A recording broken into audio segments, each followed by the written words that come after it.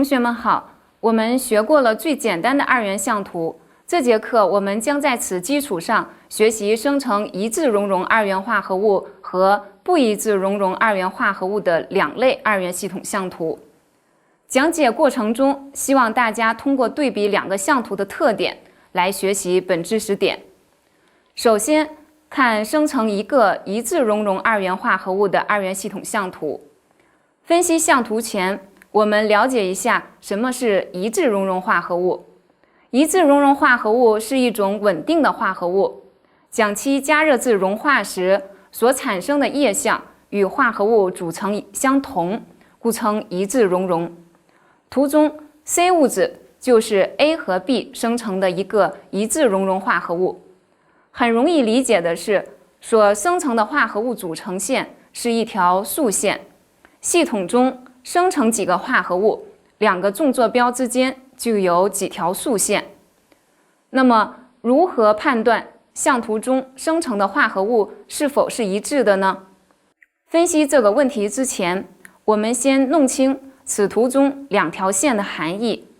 图中 CE1 线和 CE2 线都是化合物 C 的液相线。当化合物的组成线在其所在液相线对应的组成范围内时，就是一致熔融化合物。一致熔融化合物可以对相图进行分解，分解为两个简单相图。图中点 E1 为 AC 分二元系统相图中 AC 的低共熔点， E2 为 BC 分二元系统相图中 BC 的低共熔点。两个分系统相图和我们学过的第一个最简单二元系统相图类型是一样的，我们就不再详细讲解了。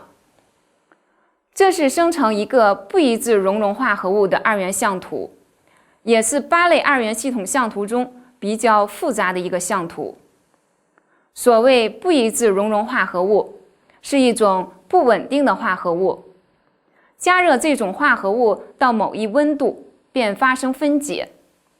分解产物是一种液相和一种晶相，两者组成与化合物组成皆不相同，故称不一致熔融。图中竖线 CD 为不一致熔融化合物 C 的组成线， PE 线为 C 的液相线。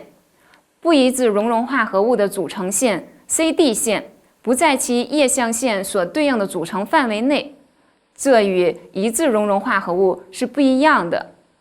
把 C 加热到一定温度，就发生分解，分解为 P 点的液相和 B 晶相，两者的组成和化合物组成不一样。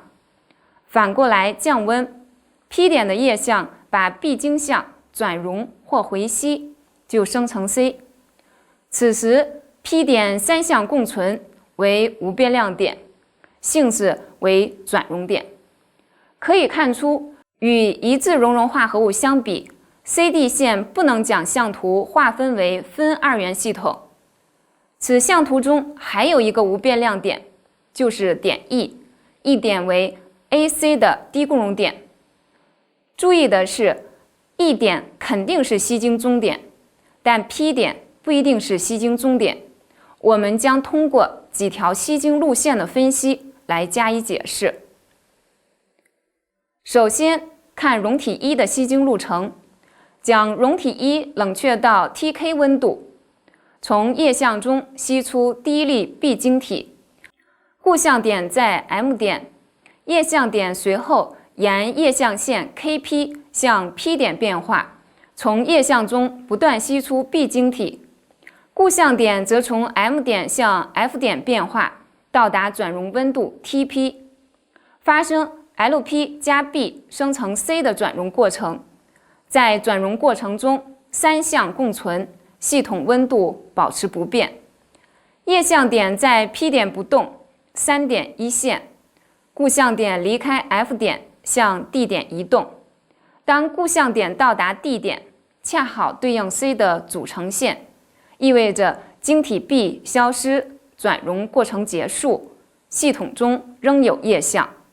在 B 晶体耗尽以后，系统从三相平衡状态恢复到两相平衡状态，温度又可继续下降，液相点将离开 P 点，沿与 C 的液相线 PE 向 E 点变化，从液相中不断析出 C 晶体，固相点则从 D 点向 H 点变化，到达低共熔温度时，从 E 点液相中同时析出 A 晶体和 C 晶体，固相点则从 H 点到达 O 点。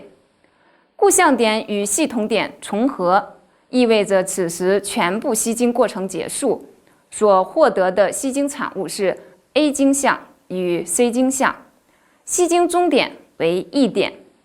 P 点不是吸晶终点。溶体1的吸晶路程表达式可参见相图下方。